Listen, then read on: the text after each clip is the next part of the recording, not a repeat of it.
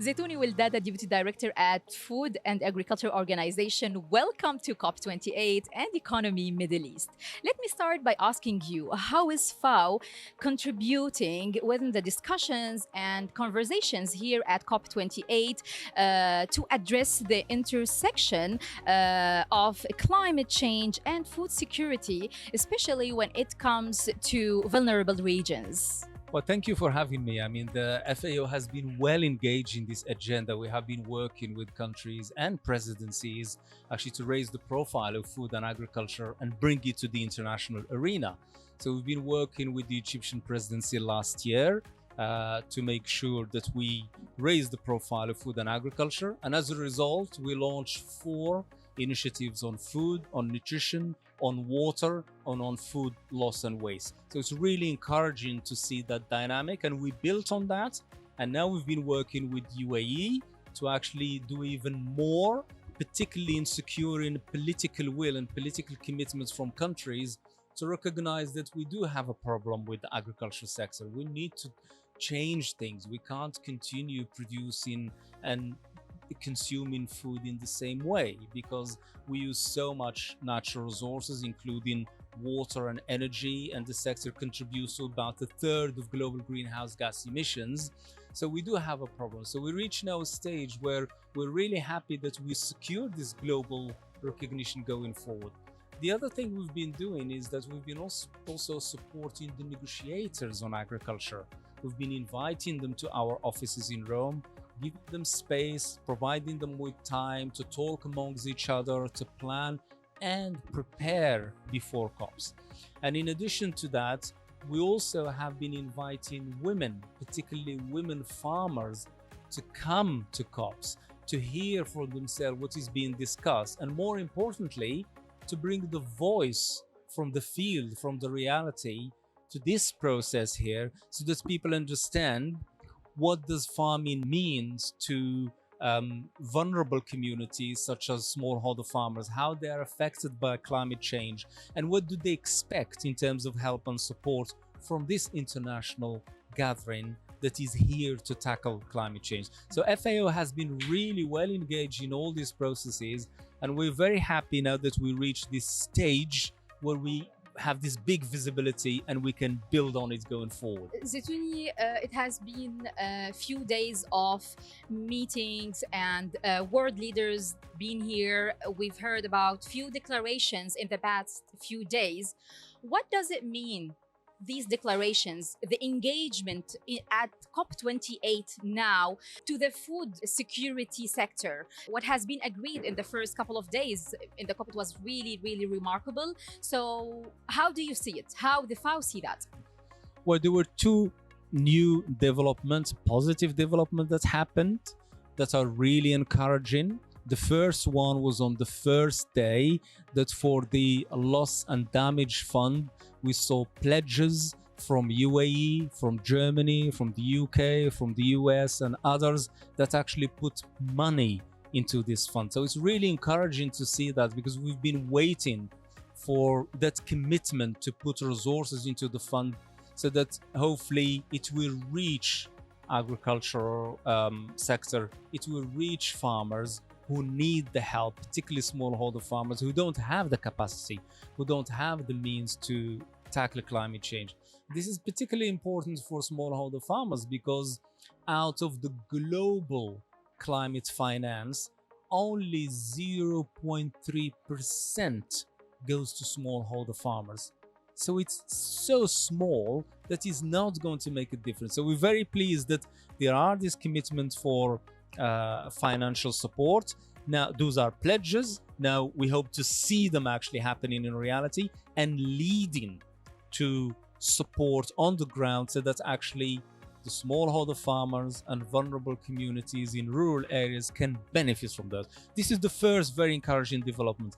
The second one, a day later, we saw world leaders signing a declaration, 134 countries that actually recognize the importance of transforming agri-food systems and the importance of including food and agriculture as part of the national development and national determined contribution. These are the national commitments from governments and also national adaptation plans. So there are very you see a change important in the commitment this year. I mean, Zitouni, you've been in so many COPs and we've been interviewing you through the years. So what is the new for you in this COP?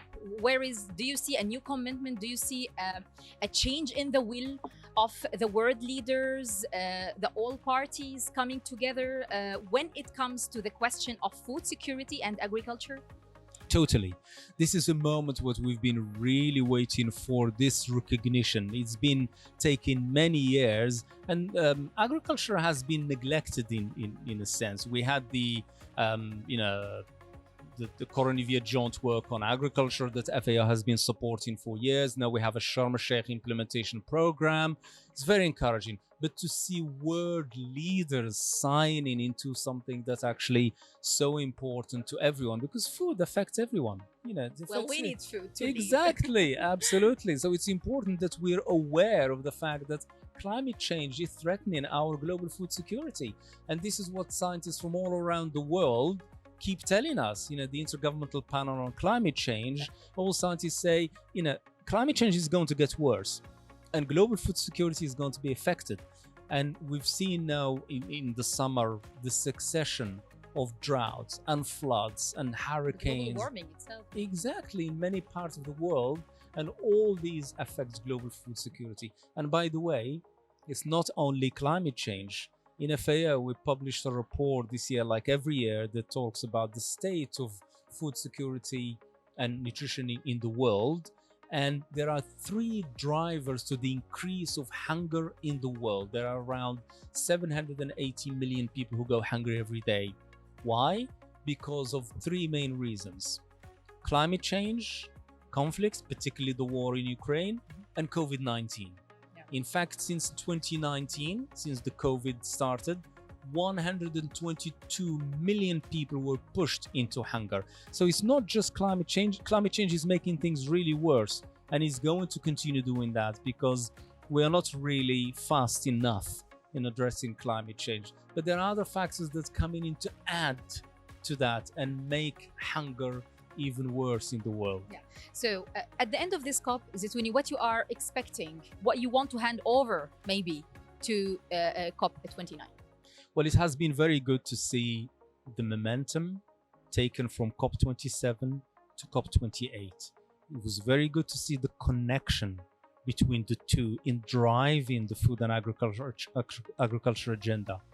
What we want to see happening is that connection between COPs, at least in the next 2 years. I'm not talking about the long term, but we need to see some difference happening by next year and by COP 30 in Brazil.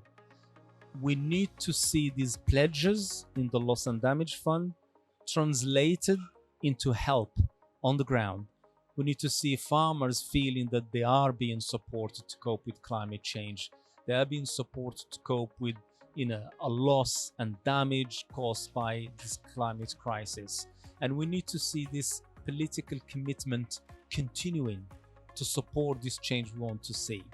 And to continue recognizing the fact that food and agriculture has to be an integral part of the solution to the climate crisis, to the biodiversity crisis as well, and to the global food security because of the hunger that we have around the world. So this is an exciting time in a sense, because suddenly we do have this recognition to build on, and we can make changes, we can make things happen, and we can improve people's life. We have to, particularly people in rural areas and vulnerable communities in general, wherever they are. So this is what we would like to see happening. So now what is the mission of the presidency of the UAE for the COP28 to hand over for the upcoming COPs from your perspective?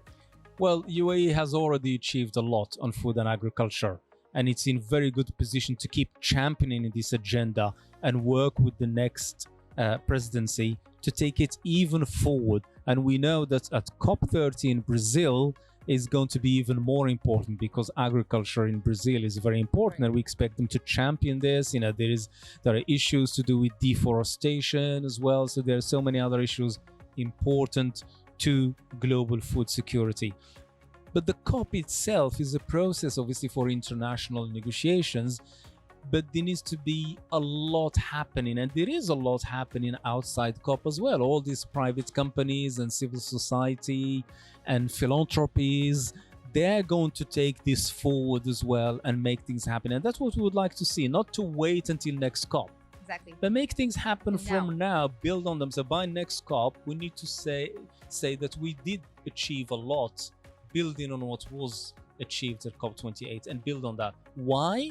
Because we are running out of time. We are not reducing emissions at the depth that we need to. We are not building resilience. We are not resilient at all, unfortunately. It's a big problem. So we need to see all these negotiations outcome and commitment translated into something meaningful in the real world. Well, with this optimist note, I have to end my interview with you, Zitouni. Thank you for being with us today, and thanks for this insights.